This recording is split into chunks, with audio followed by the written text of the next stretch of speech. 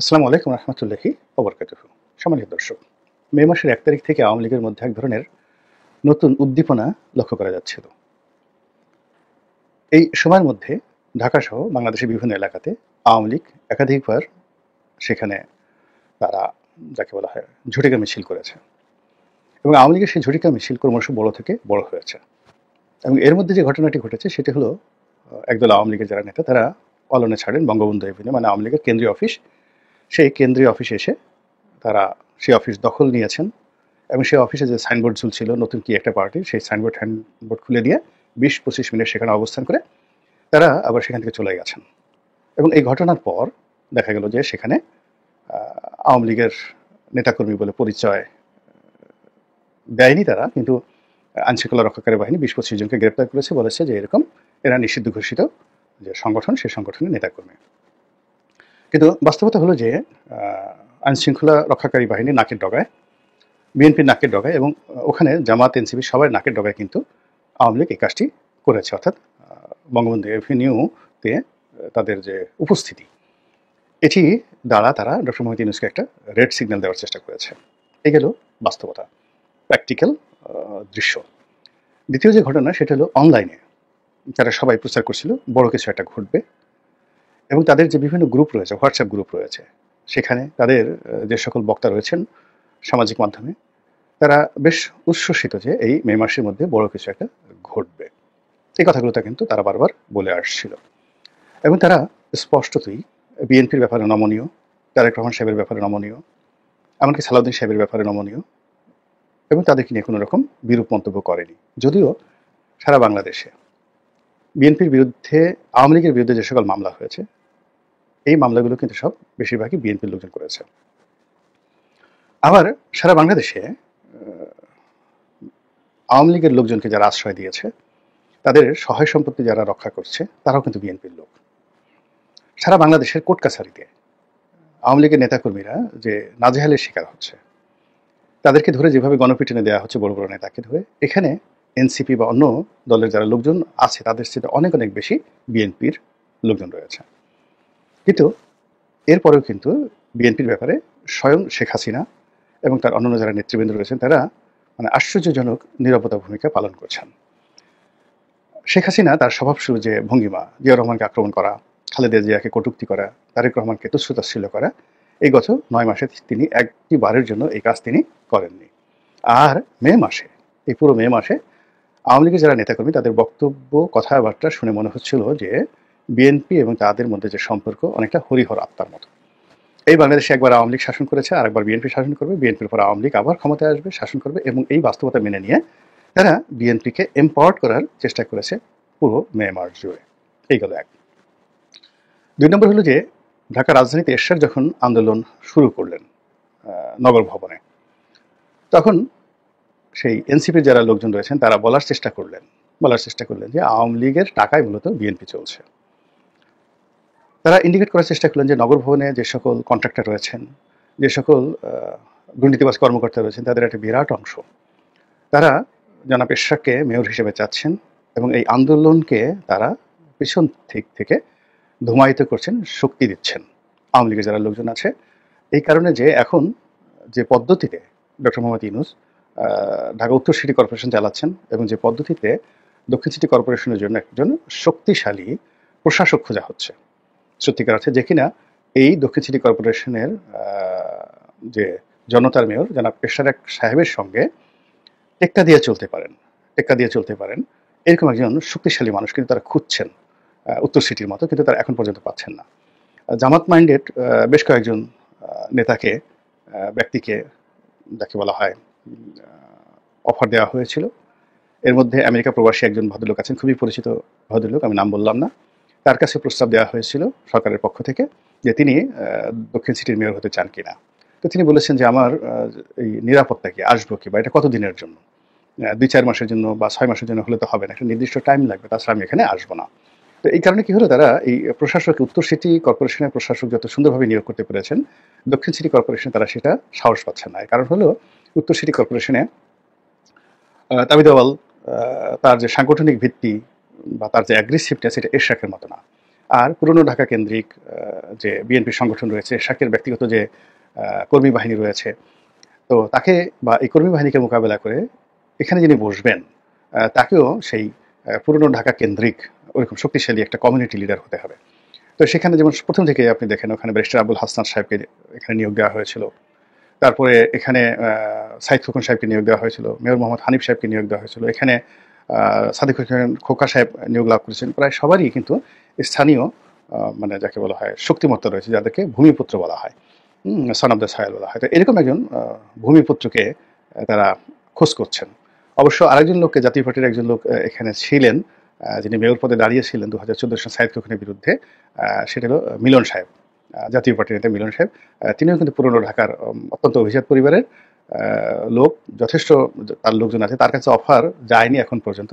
তিনি রাজি যদি হতেন সেক্ষেত্রে তিনি হয়তো তার লোকজন সহকারে কিছুটা হলেও প্রতিরোধ তিনি গড়ে তুলতে পারতেন, কিন্তু দলগতভাবে বিএনপির সাথে না, মানে কমিউনিটি ক্ষেত্রে, অর্থাৎ তার সাথে যদি প্রশাসন থাকতো, তারপরে শেষে লোকজন থাকতো, তাহলে পুরনো ঢাকা থেকে 2-4 হাজার লোক ম্যানেজ করে সেখানে সবসময় সিটি কর্পোরেশন ভবনে বসায় রাখা সাইফুদ্দিন মিলন, যাকে সবাই পোস্টার মিলন বলেন, তার পক্ষে অসম্ভব ছিল না। তো এরকম আমি একটা উদাহরণ দিলাম, মানে সাইফুদ্দিন মিলনের মতো এরকম পুরনো ঢাকাতে অনেকের সঙ্গেই বিএনপি জামাতের সঙ্গে সম্পৃক্ত, বিএনপি না জামাতের সঙ্গে যারা সম্পৃক্ত, জামাতের রাজনীতি করেন, তাদের কাছে প্রস্তাব দেওয়া হয়েছিল, কিন্তু তাদের কারোরই রাজনীতি করার অভিজ্ঞতা এরশাকের সাথে নেই, এরশাকের মতো নেই, বা সাইফুদ্দিন মিলনের মতো নেই।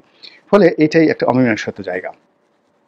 এই অমীমাংসিত যে জায়গা, সেই জায়গাতে মানে এই ঘটনাগুলো মানে সরকার একটা কনক্লুশনে আসতে পারেনি, তারা প্রশাসক নিয়োগ দিতে পারেনি, এবং সেই প্রশাসক নিয়োগ দিতে না পারার কারণে কি হলো, এই এরশাকের যে আন্দোলনটা, সেই আন্দোলনটা দানা বাঁধলো, এবং সেই আন্দোলনটা একটা চূড়ান্ত পর্যায়ে গিয়ে সরকারের জন্য এতটা অস্বস্তিকর হয়ে পড়লো যে সরকার অভিমান করে তারা রীতিমতো তারা কি করলো, ডক্টর মোহাম্মদ ইউনূসকে দিয়ে বলানো হলো, বা তিনি বললেন যে তিনি পদত্যাগ করবেন।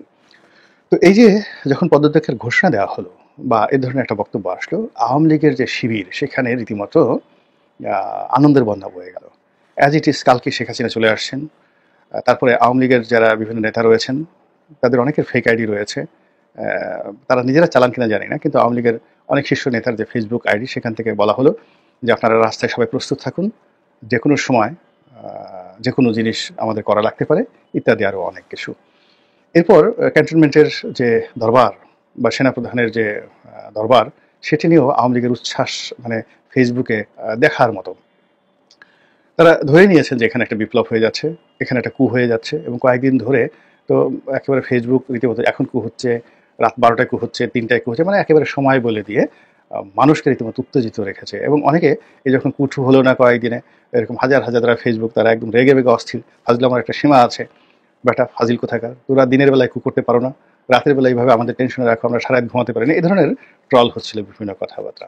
কিন্তু যখন সেনাপ্রধান দরবার অনুষ্ঠান করলেন, তিনি যে বক্তব্যগুলো দিলেন, সেই বক্তব্য ইট ওয়াজ ভেরি পয়েন্টি, প্রফেশনাল, অত্যন্ত চমৎকার কথা। এবং এই কথাকে মাঠে মারা দেওয়ার জন্য ডক্টর মোহাম্মদ ইউনূস যে পলিসি নিলেন পদত্যাগের, সেই পদত্যাগের সেই নাটকের কারণে কি হলো, দরবারে যা কিছু ঘটেছে, সেনাপ্রধান যা কিছু বলেছেন, এবং আওয়ামী লীগ যে উচ্ছ্বাস দেখিয়েছে, বিএনপি যে উচ্ছ্বাস দেখিয়েছে, এরশাক সাহেব যে উচ্ছ্বাস দেখিয়েছে, প্রায় সব কিছু ধামাচাপা পড়ে গেছে।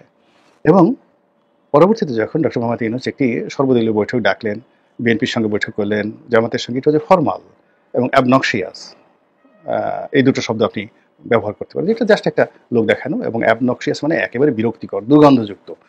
মানে ওখানে বিএনপি গিয়ে কী পরিবেশ পরিস্থিতিতে পড়েছে না গেলে বুঝতে পারবে না। তারপর সে জামাতের লোক গেছেন, জামাতের লোক আবার সেখান থেকে বের হয়ে আসছেন। জামাতের সবসময় সরকারকে যতটা সম্ভব সাহায্য করে আসছে, সহযোগিতা করে আসছে।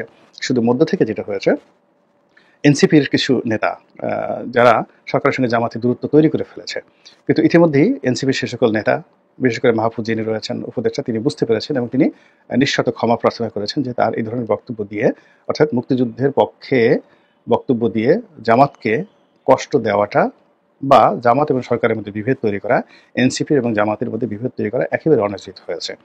এবং জামাত এনসিপির উপর খুব রাগ করেছে।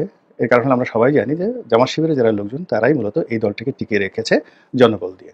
এই যে তারা যায়, হাজার হাজার লোক হয়, সেটা রাজুতে বলেন কিংবা শাহবাগে বলেন কিংবা অন্য যেখানেই বলেন না কেন, এর একটা বিরাট অংশ জামাত শিবিরে থাকে। কিন্তু এই যে জনাব মাহফুজ অতি সম্প্রতি যিনি মুক্তিযুদ্ধের ধারক বাহক হওয়ার চেষ্টা করলেন, এবং মুক্তিযুদ্ধকে একটা মীমাংসিত বিষয় এবং যারা মুক্তিযুদ্ধে বিরোধিতা করেছে তাদের ব্যাপারে বক্তব্য দিতে গিয়ে জামাতকে হিট অ্যান্ড হার্ট করলেন। তখন জামাত অভিমান করে তারা যে কাজটি করলো সেটি হলো এনসিপি যখন নির্বাচন কমিশন ঘেরাও করতে গেল ঠিক সেই সময়টাতে আর লোক সরবরাহ করলো না এবং দেখা গেল যে অল্প কিছু লোক নিয়ে এনসিপির যারা লোকজন সেখানে কিছু বলার চেষ্টা করলেন এবং সেখানে সাংবাদিকদের সংখ্যা বেশি ছিল উপস্থিত, অর্থাৎ এনসিপির নেতাকর্মীদের সাইডে। তো এই ঘটনার পরপরই দেখা গেল যে এনসিপির যারা নেতৃবৃন্দ তারা জামাতের ব্যাপারে লয়াল হয়ে গেলেন, সরকারের যারা কর্তব্য ব্যক্তি তারা বুঝতে পারলেন যে জামাত ছাড়া সম্ভব নয় এবং জামাত রাজার হালে, অর্থাৎ বিএনপি সেখানে গেল অনেকটা ফকিরের বেশে, আর রাজার হালে জামাত আবার অভিষিক্ত হলেন যমুনাতে। এবং জামাতের আমির সেখানে গেলেন, তার গলায় সিকিউরিটি পাস নাই, তিনি একেবারে যাকে বলে পীরে কেবলার মতোই তিনি সেখানে সমাদৃত হলেন এবং তিনি সেখানে বের হয়ে এলেন, সংবাদ সম্মেলন করলেন অত্যন্ত কনফিডেন্স। এবং জামাতের লোক আশেপাশে যারা আছেন তারা মিটিমিটে হাসছিলেন তাদের এই বিজয়। এবং জামাতের আমিরের যে সংবাদ সম্মেলন তার সঙ্গে যদি যাকে বলা হয় বিএনপির সমাবেশের বা বিএনপির সংবাদ সম্মেলনের আপনি তুলনা করেন, দেখবেন যে মনে হচ্ছে যে বিএনপির নেতাদেরকে ভীমরুলে কামড়িয়েছে। এরপর সেই ব্যথা এবং বেদনা নিয়ে তারা মাইকের সামনে এসেছেন এলোমেলো, যেটা কখনো দেওয়া হয়নি। এনিওয়ে, তো এই যে ঘটনা, এই ঘটনায় আওয়ামী লীগ একেবারে মুষড়ে পড়েছে এই গত 2 দিনের ঘটনাতে। অর্থাৎ তারা ক্যান্টনমেন্ট থেকে যেটা আশা করেছিলেন, রাজপথে যেটা আশা করেছিলেন, এরশাকের এই আন্দোলনটা থেমে যাবে, ওখান থেকে তিনি উইথড্র করে ফেলবেন, এটা আওয়ামী লীগ আশা করেনি। বরং আওয়ামী লীগ আশা করেছে এরশাক আরও বড় আন্দোলন করবে। তারপর শেষে যে সকল উপদেষ্টাদের পদত্যাগ এরশাকের পক্ষ থেকে, বিএনপির পক্ষ থেকে চাওয়া হয়েছে, এটা আদায় না করে রাজপথ ছাড়বে না। কিন্তু আমি যে ভিডিও যেদিন করেছি সেদিন পুরো ঢাকা শহর, অর্থাৎ রোববার দিন এই যত ঘটনা যা কিছু ঘটেছে শুক্রবার এবং শনিবারে, কিন্তু রবিবার দিন পুরো ঢাকা শুনশান নীরবতা এবং বলতে গেলে সব কিছুই ডক্টর মোহাম্মদ ইউনূসের পক্ষে। আমরা বিভিন্ন কানাঘুষা শুনছি, কথাবার্তা বলছি, তারপর শেষে বিভিন্ন রকম যোগ বিয়োগ করার চেষ্টা করছি, কিন্তু সত্যিকার অর্থে যে স্টিয়ারিংটা, সরকারের যে স্টিয়ারিংটা, এটা এখনো পর্যন্ত ডক্টর মোহাম্মদ ইউনূসের হাতে আছে। এবং তিনি এই যে গত কয়েকদিনে তার স্টিয়ারিংটা যেভাবে দুর্বল মনে হয়েছিল এবং যেভাবে ঢাকার মেয়র পদটা নিয়ে এরশাদ সাহেব বিজয়ের দিকে যাচ্ছিলেন এবং অবস্থা দৃষ্টি মনে হচ্ছিল যে শপথ পড়ানোর কোনো ব্যাপার না, তিনি মেয়র হয়েই গেছেন এবং তার কথা মতোই ঢাকা সিটি কর্পোরেশন চলবে, তিনি কর্মকর্তাদেরকে নির্দেশনা দিবেন। তারপর শেষে আগামীতে এই যে কয়েকদিন আন্দোলনের ফলে সিটি কর্পোরেশন যে ক্ষয়ক্ষতি হয়েছে কীভাবে তিনি পুষিয়ে ফেলবেন সেগুলো নিয়ে তিনি কর্মকর্তাদের সাথে কথা বলবেন। তারপর তিনি তার লোকজন নিয়ে, নেতাকর্মীদেরকে নিয়ে এই কুরবানির বর্জ্য পরিষ্কার করবেন সিটি কর্পোরেশনের লোকজনদেরকে নিয়ে।